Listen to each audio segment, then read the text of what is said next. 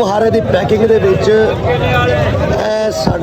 मैं किस अल्फाज से बयान करा कि उन्हें अखबार ਨੂੰ ਐਜ਼ ਅ ਰੱਦੀ इस्तेमाल किया होया।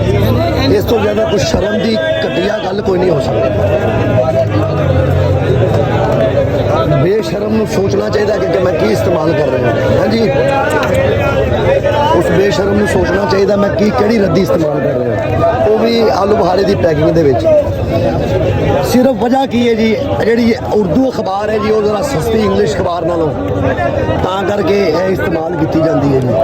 अल्लाह ताला इन्होंने हदायत अता फरमाए, अल्लाह ताला इन्होंने सही तो गलत की पहचान की जो तौफीक अता फरमाए।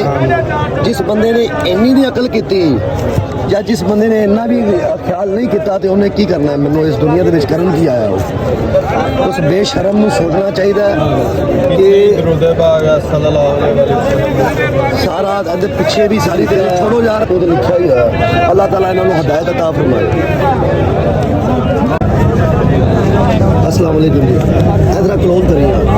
सर गुजारिश ये है कि कोई भी चीज़ पैक करने लगे हो, चाहे फ्रूट होए चाहे कोई भी चीज़ होए, बड़ी एहतियात बरती जाए कि कोई इस्लामी कागज़ या जिंदे को कोई आयत या सूरत या अखबार लावा, बल्कि कोई भी उर्दू अखबार लगाने का कोई तुक नहीं मानता।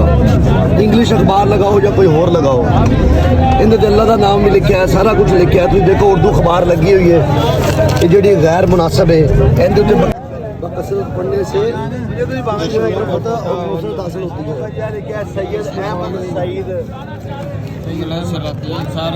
सर मेरी गुजारिश है कि कोई भी पैकिंग करने तो पहले एहतियात कर लिया करो कि उर्दू अखबार नहीं होनी चाहिए, क्योंकि इहदे अल्लाह ताला का नाम भी है तो कोशिश किया जाए कोई कलाम लिखा होंदा है। लो जी मेहरबानी इस चीज़ की बड़ी एहतियात की जाए।